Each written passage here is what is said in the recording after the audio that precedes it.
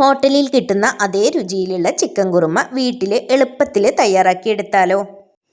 ഇന്ന് നമുക്ക് വളരെ ക്രീമിയും രുചികരവുമായിട്ടുള്ള ഒരു കിടിലൻ ചിക്കൻ കുറുമ തയ്യാറാക്കിയെടുക്കാം.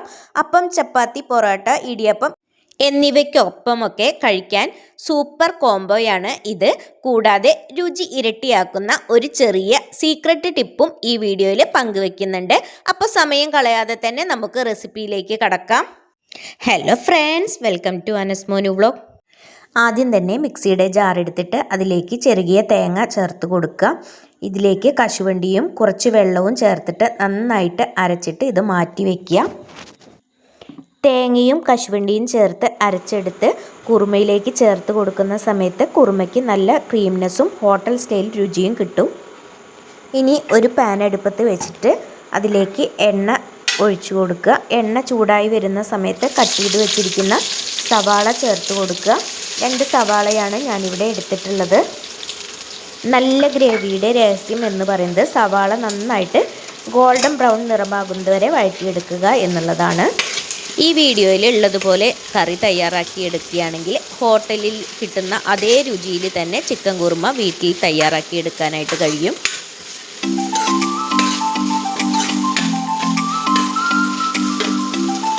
സവാള നന്നായിട്ട് വഴന്നു വരുന്ന സമയത്ത് ഇഞ്ചി വെളുത്തുള്ളിയുടെ പേസ്റ്റ് ചേർത്ത് കൊടുക്കുക.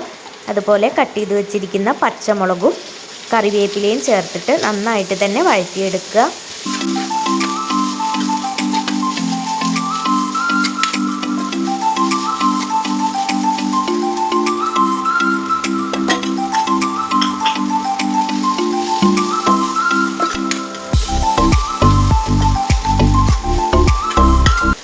പച്ചമുളകിൻ്റെയൊക്കെ പച്ചമണം മാറി വരുന്ന സമയത്ത് കട്ട് ചെയ്ത് വെച്ചിരിക്കുന്ന തക്കാളി ചേർത്ത് കൊടുക്കുക.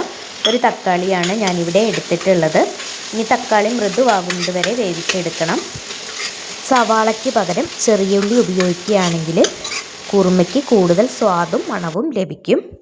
തക്കാളി വെന്ത് വരുന്ന ടൈമിൽ ഇതിലേക്ക് ആവശ്യത്തിനുള്ള മസാലകൾ കൂടി ചേർത്ത് കൊടുക്കാം. മഞ്ഞൾപ്പൊടി, മല്ലിപ്പൊടി, മുളക് പൊടി എന്നിവ ചേർത്തിട്ട് നന്നായിട്ട് തന്നെ ഇളക്കി യോജിപ്പിച്ചെടുക്കുക. പൊടികളുടെയൊക്കെ കറക്റ്റ് അളവ് ഡിസ്ക്രിപ്ഷനിൽ കൊടുക്കുന്നതാണ്. പൊടികളുടെയൊക്കെ പച്ചമണം മാറി വരുന്ന സമയത്ത് ഇതിലേക്ക് നമുക്ക് ചിക്കൻ ചേർത്ത് കൊടുക്കാം. ചിക്കൻ ചേർത്ത് കൊടുത്തതിന് ശേഷം ഉപ്പ് കൂടി ചേർത്ത് കൊടുക്കുക. എന്നിട്ട് 5 മിനിറ്റോളം ഒന്ന് വഴറ്റിയെടുക്കാം.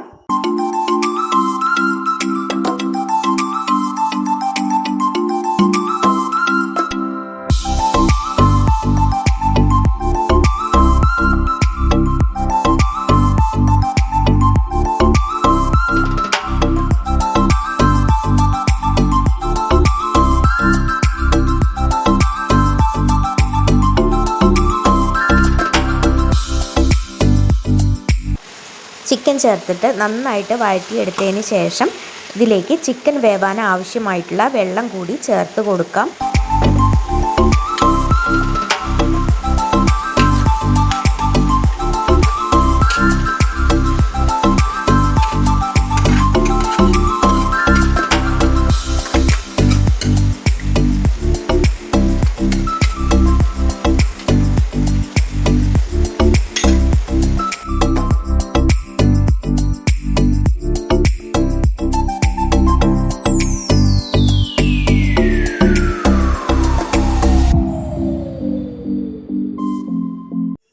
ചിക്കൻ നന്നായിട്ട് തന്നെ വെന്ത് വന്നിട്ടുണ്ട്. ഇനി ഇതിലേക്ക് അരച്ച തേങ്ങയുടെ മിശ്രിതം ചേർത്ത് കൊടുക്കാം. എന്നിട്ട് നന്നായിട്ട് തന്നെ ഒന്ന് യോജിപ്പിച്ചെടുക്കാം. ആദ്യമായിട്ട് വീഡിയോ കാണുന്ന കൂട്ടുകാരാരെങ്കിലും ഉണ്ടെങ്കിൽ സബ്സ്ക്രൈബ് ചെയ്ത് സപ്പോർട്ട് ചെയ്യാനായിട്ട് മറക്കരുത്.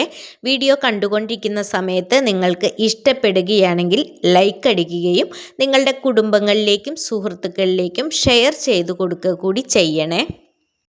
ലൈക്ക് അടിക്കുന്ന സമയത്ത് ഹൈപ്പ് എന്ന ഓപ്ഷൻ കൂടി പ്രസ് ചെയ്യാനായിട്ട് മറക്കല്ലേ.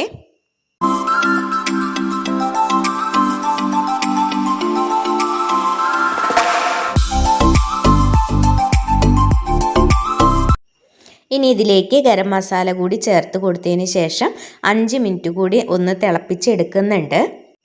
ഗരം മസാല അവസാനം ചേർത്ത് കൊടുക്കുന്നത് കൊണ്ട് തന്നെ മണവും രുചിയും കൂടുതൽ ലഭിക്കുകയും ചെയ്യും. കുറുമയുടെ ഫ്ലേവർ ഇരട്ടിയാകുന്നതിനായിട്ട് 1 ടീസ്പൂൺ നെയ്യ് അവസാനം ചേർത്ത് കൊടുക്കുക. കറിവേപ്പിലയോ മല്ലിയിലയോ ചേർത്തിട്ട് തീ ഓഫ് ചെയ്ത് കൊടുക്കാം.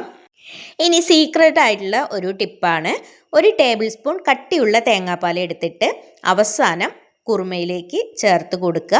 എന്നിട്ട് തീ ഓഫ് ചെയ്ത് കൊടുക്കുകയാണെങ്കിൽ ഹോട്ടലിൽ കിട്ടുന്ന അതേ ക്രീമി ആയിട്ടുള്ള ചിക്കൻ കുറുമയുടെ രുചി ലഭിക്കുന്നതാണ്. ഈ ഒരു ടിപ്പ് ചെയ്തെടുക്കുകയാണെങ്കിൽ ചിക്കൻ കുറുമയുടെ രുചി ഇരട്ടിയാകും. അപ്പോൾ എല്ലാവരും ഈ രീതിയിൽ തയ്യാറാക്കി നോക്കുക.